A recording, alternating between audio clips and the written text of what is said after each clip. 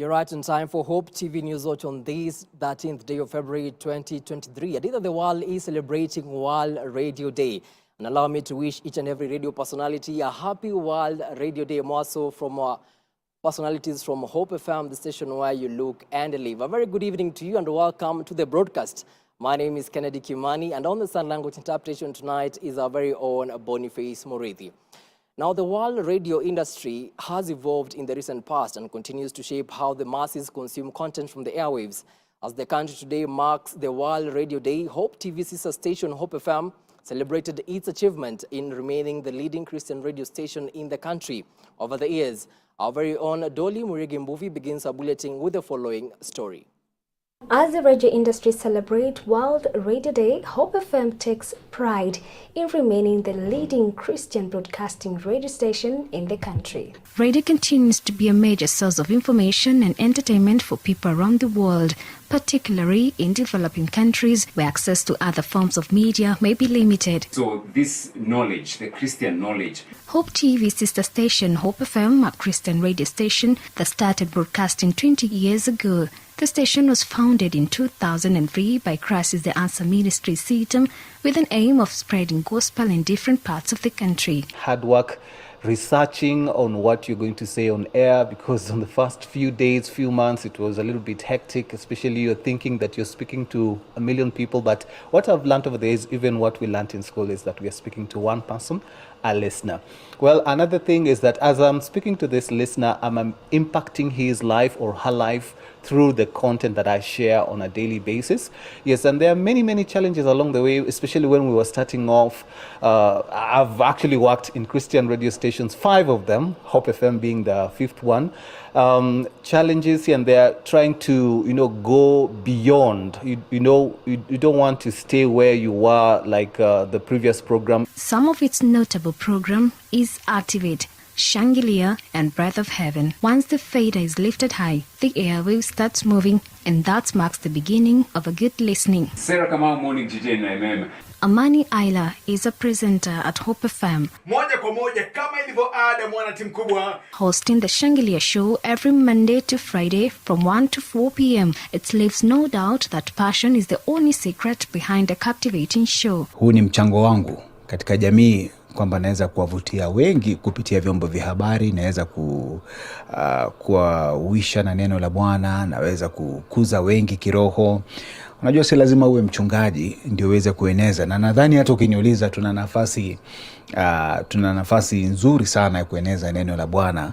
Manake hapa Wakristo hawapaswi kungoja hadi Jumapili wapate kusikia neno, wapate kutumbuizwa, wapate kuishwa. Inside the editorial room is a beehive of activities. The crew leaves nothing to chance to script and edit sound bites. Alice Diana is a news presenter at Hope FM. She's about to go live for 2 p.m. bulletin in Swahili. Radio imeweza kunipa ile jukwaa la kuwaelimisha wa Kenya kuhusu masuala mbalimbali, iwe ni elimu, afya, mazingira, na pia imeweza kunipea ile jukwaa pia la kuwapa habari wasikilizaji wetu wa Kenya, habari kutoka kwa serikali iwafikie wananchi, kutoka kwa viongozi wa kanisa hadi kwa wananchi, na pia kuchukua maoni ya wananchi kufikishia serikali ili swala ambalo wanataka liangaziwe. Radio is the most effective way of delivering information due to its wide geographical reach of audience compared to the internet, television and newspaper. We've had arguments about radio going obsolete very soon. I kind of disagree. I think once radio merges with whatever the digital spaces brings, radio shall live longer. World Radio Day celebrated all over the world on February 13th, a day crafted by the United Nations Education, Scientific and Cultural Organization, UNESCO. The main objective behind celebrating World Radio Day is to raise awareness among the public and the media of the importance of radio. Dolly Miriki for Hope TV. Thank you so much, Dolly, for that report. And once again, a happy World Radio Day to every radio personality. Now, to some politics. And President William Ruto has stated that the members of parliament from the Azimio faction do not need permission from anyone to work with him. Speaking during the launch of the Bondeni Affordable Housing Project in Nakuru County, the head of state said that politics are now over and it's now time to work for Kenyans who elected them. The sentiments come days after Azimio leader Raila Odinga insisted that the Azimio MPs who went to see the president at State House must leave the party, terming them as rebels. Ruhusa tumepata kutoka mwananchi. Wakati mwananchi alienda kupiga kura, alitupatia ruhusa ya kupanga mambo ya maendeleo na mambo ya kubadilisha Kenya. Hatuhitaji ruhusa ingine kutoka mtu mwingine yoyote. Kwa sababu kuna watu wamezoea siasa mbaya, siasa mambo zamani, siasa duni. Ati ya kwamba kiongozi amechaguliwa, amepatiwa idhini na wananchi. Mtu mwingine anaenda kutengeneza baria, anaenda kutengeneza mahali pengine, ati lazima sasa kabla hujafanyia kazi wananchi, ati lazima uende uulize mtu fulani ruhusa. Hiyo iko wapi katika katiba ya Kenya? Kuna mpango kama hiyo? Ati kuna mtu anaenda kuna mahali imeandikwa kwa katiba ati kiongozi amepatiwa kazi na mwananchi, ati aende uulize ruhusa mtu mwingine tena amfanyie kazi mwananchi? Iko kitu kama hiyo? Na kama inahitajika ruhusa ya kufanya kazi mwananchi amekupatia, si unarudi kwa mwananchi kumuuliza ruhusa kama hiyo kazi alikupatia ufanye ama usifanye? So tuwache hiyo mambo ya upuzi. And President William Ruto has ordered a joint KDF police security operation in all bandit-prone areas in the country, starting on Tuesday. Speaking at Nakuru State Lodge when he met Baringo leaders, the head of state also gave a 3-day amnesty for the surrender of firearms in the regions. This comes a day after President Ruto ordered Interior CS Kithure Kindiki to relocate to the North Rift until all acts of banditry have been stopped. Magari ya polisi imechomwa juzi kule Turkana. Na ndio leo nimeambia waziri wa defense, nimeambia waziri wa internal security waketi chini, hiyo area yote ambaye tuko naye na matatizo, tumesema from tomorrow everybody mwenye ako na bunduki ambayo sio halali, ambayo hajapatiwa na serikali, they must surrender in 3 days. From tomorrow we are moving into that area, and we will not leave that area until every illegal gun has been returned, until all children have gone to school, until we have stopped this menace. Na kuanzia kesho tutakuwa na polisi pale, tutakuwa na wanajeshi pale. So tunataka kuambia watu wenye wanapenda amani, kama uko na bunduki ambayo hujapatiwa leseni na serikali, rudisha. Moving on, and President William Ruto has invited Kenyans to Nyayo Stadium on Tuesday for prayers. Speaking during the interdenominational service in Nakuru, the head of state said the agenda will be to seek God's intervention to end drought and hunger facing the country. As our very own Tiffany Wamboi tells us, the prayers which will be held between 8 a.m. and 4 p.m. coincides with the world's commemoration of Valentine's Day. As Kenyans and citizens of the world alike are set to celebrate Valentine's Day on Tuesday, President William Ruto has urged Kenyans to turn up in large numbers for the national interdenominational prayers that will take place on the same day. The prayers, which will be held in Nakuru County, have been organized by Deputy President Rigathi Gachagua and the County Governor Susan Kihika. Speaking during a Thanksgiving service on Sunday, President Ruto called on Kenyans to stand in prayer and trust in God to deliver the nation from the state of drought and hunger, which has paralyzed many households and affected the economy. Nataka niwaombe, mumesikia ya kwamba maombi ya Jumanne tarehe 14, na waomba watu wote wa dini zote katika taifa letu la Kenya,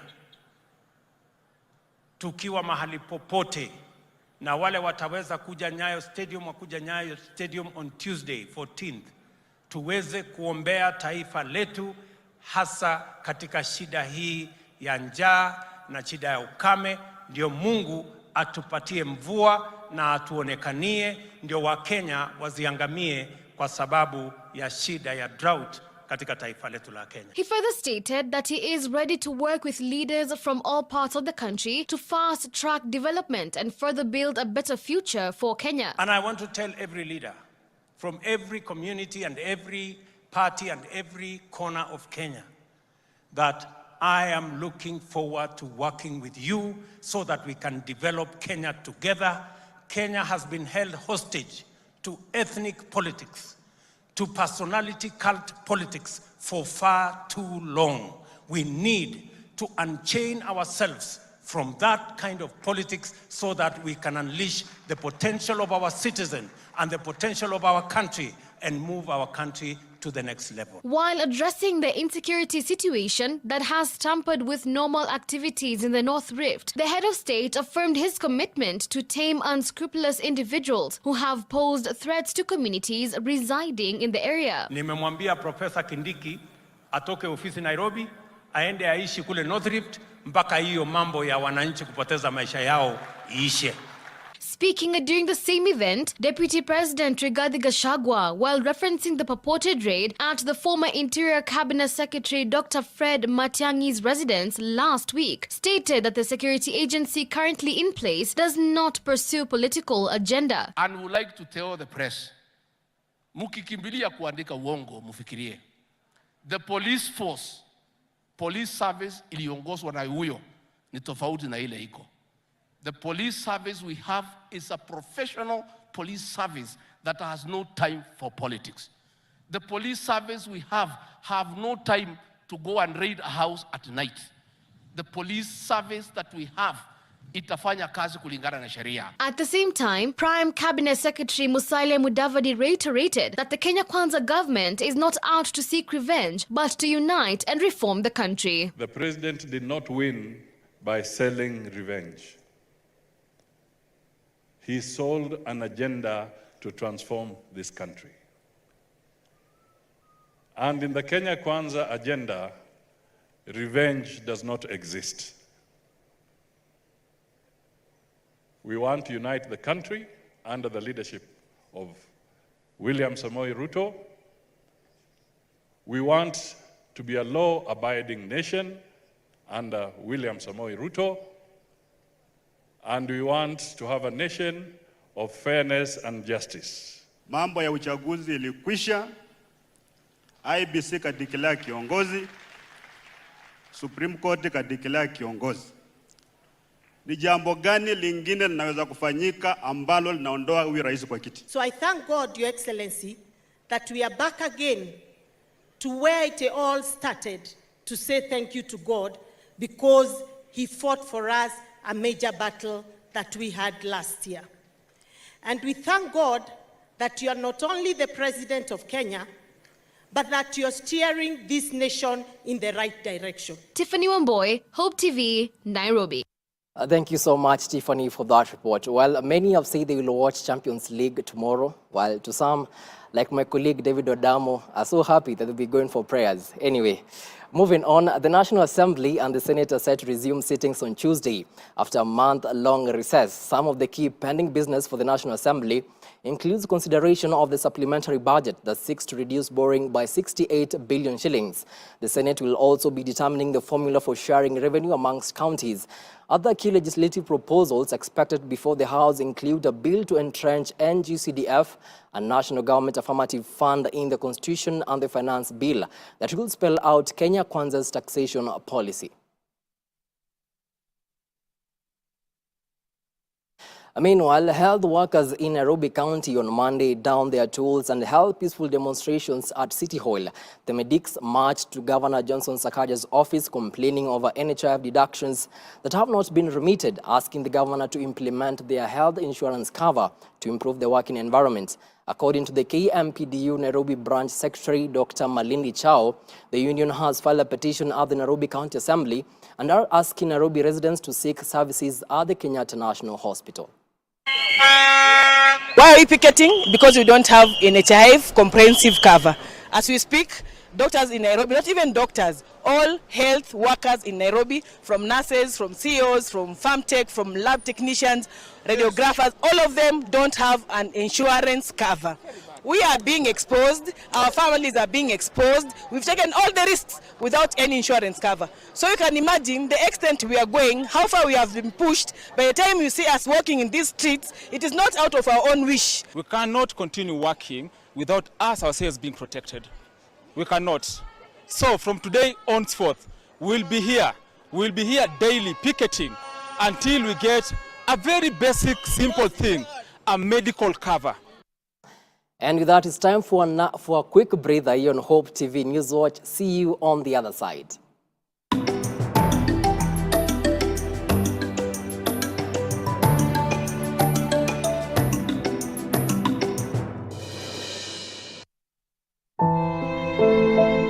Studies reveal that the prevalence of epilepsy in Africa countries is about 20 cases in every 1,000 people. Kwa sababu ya nimekuwa mgonjwa like hapa huku nyuma. Join us this Tuesday, the 14th of February, on the World Epileptic Day as we look at the epileptic journey of Walter Momanyi. She was in ministry. At 7 p.m. and 9 p.m. right here on Hope TV.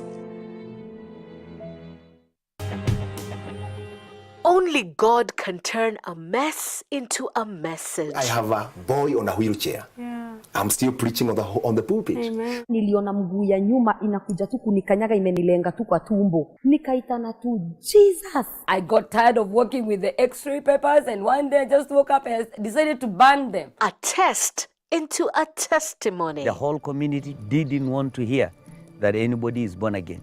Excommunicated, straight. Bila Yesu hakuna njia. Join Sharon Naitore Wangenye on Testify. Katika hiyo harakati hiyo spirit ikakemewa, mimi nimeona Yesu Kristo namna hii. Kwa msalaba. Opa. Hallelujah. Hallelujah. Every Thursday at 8 p.m. for a moment to grow your faith some more. Every Wednesday at 7:30 p.m. Spotlight. Do you feel like they are in a place where they can effect a Barack Obama moment? When you hear the word of God and you hear Jesus is speaking. Real talk on real issues. You know the Bible says faith without works is dead. The truth of the gospel that will survive the time is not a health and wealth gospel. When there is time to harmonize and bring one composite amendment. With idealistic, thought-provoking guests. So people come to be serviced, to be encouraged, to be empowered. When the storm is over, you desire the closeness you have with God. Hosted by Reverend Edward Furi.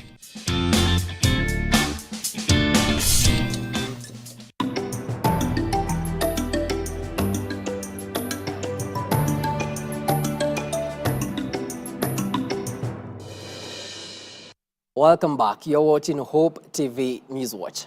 Now, the head of public service and chief of staff Felix Kosgei has called upon the Public Procurement Regulatory Authority to carry out its mandate effectively as is required by law. Kosgei, who was at a working tour at the PPRA offices in Nairobi, noted that failure of the regulatory authority to do its job as required amounts to stagnating the economic growth of the country. Our very own Grace Ahati has the details. And then we will meet another day. The head of public service and chief of staff Felix Kosgei has raised concerns about the manner in which the Public Procurement Regulatory Authority PPRA and the Public Procurement Review Board PPRB carry out their mandate. Addressing the press during his working tour at the PPRA offices in Nairobi, Kosgei pointed out that procurement operations in the country have been marred by corruption, manipulation of tenders, and interference by management when it comes to award of tenders, among other issues. We want to see a drastic reduction of complaints on issues of government funds, of corruption, of bid fixing, issues of manipulation of tenders through evaluation, issues of interference by the management when it comes to award of tenders. We hear that nowadays before even the tender is put in papers or uploaded, the institutions know who will win the tender. He now wants the regulatory bodies to effectively carry out their mandate and professionalize their operations for more efficiency. The Public Procurement Review Board PPRB has also been urged to be fair, accountable and responsible for the citizens, highlighting that there are instances whereby cases presented before them are not handled in the right manner. So I want to urge all of us, and more so to urge PPRA to be very professional, very alert, and to do their job as is required by law. This administration's position is very clear. The rule of law is everything. And we expect each and every regulatory body to perform its role as is provided for in the statutes and in the Constitution. He further reiterated that the government is ready to work with both the private and public sector in the procurement field to ensure that they carry out their mandate in a speedy and objective manner. The government is ready to work together with all the sectors in this field. The government is ready to support PPRA in ensuring that they perform their mandate and carry out their mandate in terms of procurement, in terms of disposal, and in terms of oversighting procurement activities across the public sector. Reporting for Hope TV Newswatch, I'm Grace Ahati. Thank you, Grace, for that report. Moving on, and Manyata Member of Parliament Gitonga Mukunji has faulted the Teachers Service Commission, accusing it of failing to halt teachers' delocalization months after the MPs unanimously approved the motion sponsored by Lurambi MP Titus Hamala on the review of the teacher deployment policy, saying delocalization has disrupted the lives of teachers through arbitrary transfers. Speaking while launching a scholarship program for TVET courses in his area, the MP said the move was ill-informed as it had subjected many teachers to a lot of misery and emotional trauma when transferred far away from their homes. Niko na maneno nimesikia mingi sana kwa walimu wetu. Na nimesikia walimu wa Manyata wana apply transfer kutoka Kitui, Meru na kwingine, lakini hawapewi transfer zao. Na nataka kueleza TSC, tafadhali, tulipitisha mswada bunge, tukasema mwalimu afai kuwekwa mahali pale hataki kuwa. Ningeomba TSC ifuate masharti ile tuliwapea, kwa sababu delocalization ya walimu tulisema isifanywe kama mwalimu ana sheria yake. TSC should obey the law na wapee walimu, warudishe walimu kwenye wanafaa kuwa. Na kama kuna mtu anashika barua za walimu wa kutoka hii upande, akijulikana anafaa kuchukuliwa sheria, kwa sababu ni mbaya kushika information ya walimu.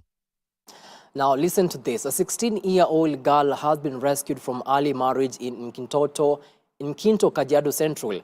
The girl, who is a Form 3 student, was married to a 45-year-old man. What is heartbreaking is that after the girl reported the incident to the area chief, it is alleged that the chief sent her back to the old man without helping her.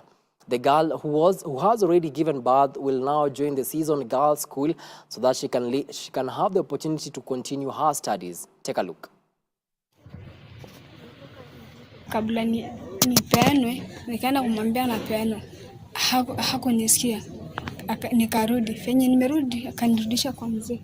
Fenye nimeoleka nikakuwa mjamzito. Nikarudi tena nikiwa mjamzito. Nikaenda Ngatete, nikakuta marafiki zangu.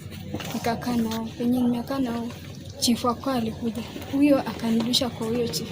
Fenye nimerudi kwa huyo chief, akanirudisha tena kwa huyo mzee tena. Kwa siku ya leo tuko na mtoto huyu ambaye anaitwa Mateo.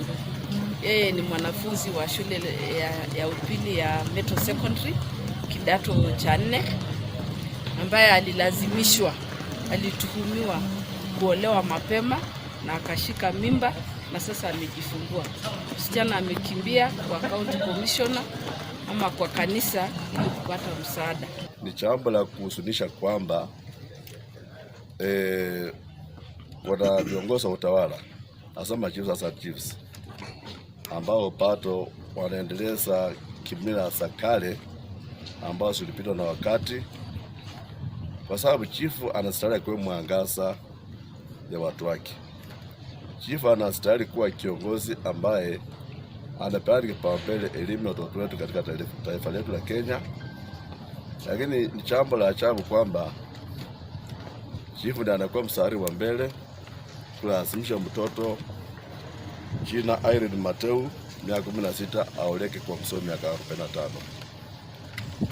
45. Baada mbaya msichana amejifungua na inasemekana huyo mtoto na huyo mzee, niliamrisha mzee akamatwe ili ahukumiwe kwa mujibu wa sheria, lakini amhepa, ametoroka.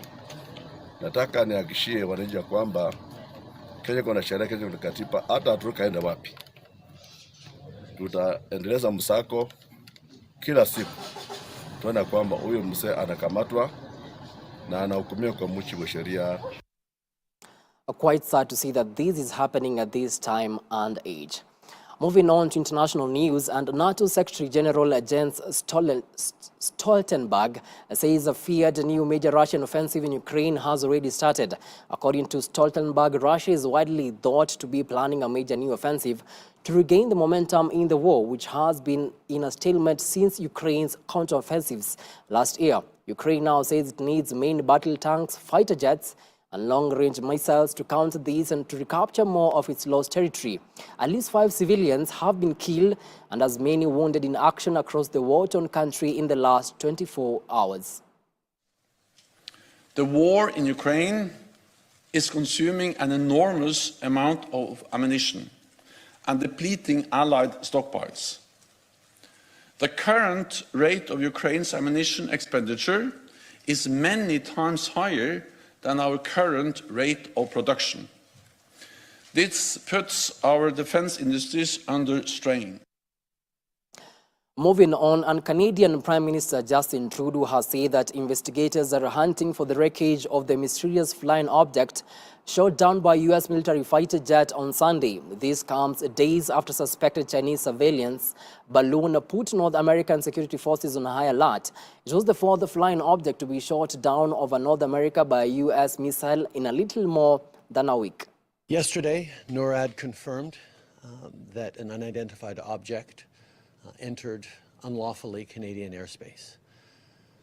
It represented a reasonable threat to civilian aircraft, so I gave the order to take it down. Yesterday afternoon, I also spoke with President Biden and confirmed together that we will continue to do everything necessary to protect the sovereignty of our shared North American airspace, but also to do everything necessary to keep our citizens safe. This evening I'll be sitting down with Indigenous leaders, including those from the areas potentially affected by the shootdown, and I'll be sitting down with the Premier of Yukon tomorrow to talk about how we continue to work together to ensure that Canadian sovereignty is safe.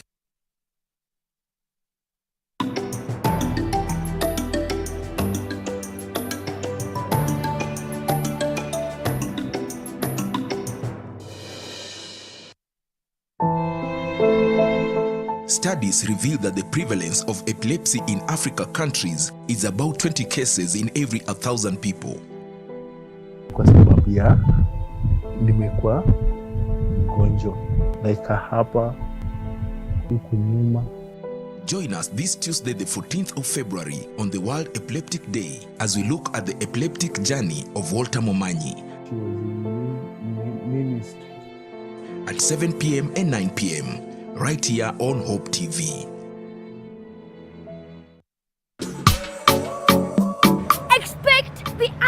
unexpected on the Stars Show. It's forever enough, always enough. Anything goes from singing, dance to gymnastics to mind-blowing art. All you need is a skill and a star quality. I'm 5 levels in the masqueta. Make sure it is very straight and clean. Just remember to join us every Saturday with me, your host, Tamika Arnett.